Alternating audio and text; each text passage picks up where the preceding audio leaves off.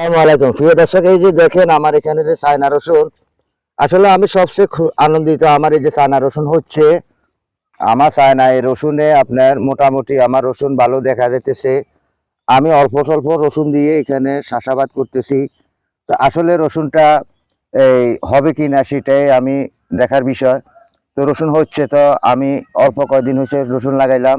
দেখতে দেখতে আমার রসুন অনেকটাই বড় হয়ে গেল গাছ, এবং কি রসুনও অনেকটাই নামতেছে, কারণ দেশি রসুন তো অনেকেই লাগায়, আপনারা চাষাবাদ করেন। আমি চাই না, রসুন নিয়ে একটু গবেষণা চালাচ্ছি।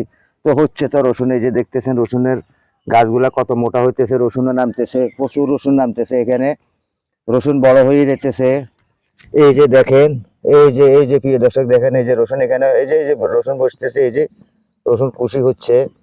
তাই আপনাদেরকে দেখাচ্ছি, আপনারা দেখেন, এই যে রসুন হয়ে গেছে, এই যে রসুন এখানে বসে গেছে। তাই এই হিসাবে রসুন হচ্ছে আমার। তাই আপনারাও এই হিসাবে চাষাবাদ করতে পারেন, কারণ রসুন আমাদের এই প্রধান একটা মশলা জাতীয় পণ্য। রসুন, পেঁয়াজ, মরিচ, এগুলা আমাদের প্রধান মশলা জাতীয় পণ্য। তাই অবশ্যই আমরা রসুনের চাষাবাদ করতে হবে, পেঁয়াজের চাষাবাদ করতে হবে। এই যে দেখেন আমার এইখানে রসুন, এখানে রসুন, এখানে রসুন, সম্পূর্ণ চায়না রসুন, আমার কোনো দেশি রসুন লাগাই নাই আমি। এই যে এখানে আমার খামারের ভিতরেও লাগাইলাম চায়না রসুন। এই যে দেখেন, এই যে রসুন, এখানেও রসুন। তাই আপনাদেরকে আমি পুরাটাই দেখাচ্ছি ভিতরে বাইরে, কারণ আমি এগুলা সম্পূর্ণ গবেষণা লাগাইছি।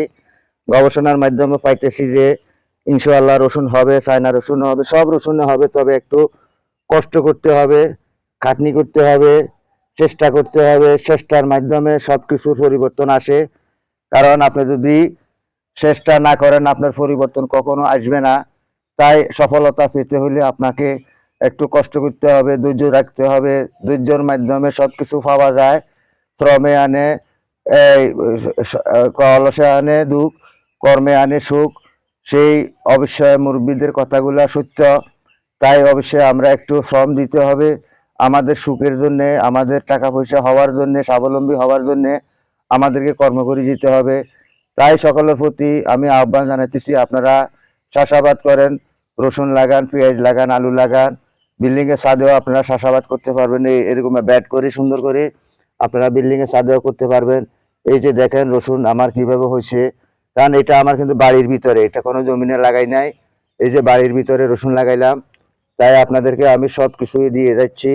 সবসময় আমি ভিডিওগুলো আপনাদেরকে দেখাই, কিভাবে আপনাদের সাথে শেয়ার করি আপনারা চাষাবাদ করার জন্যে, আপনারা উৎসাহ হবার জন্যে।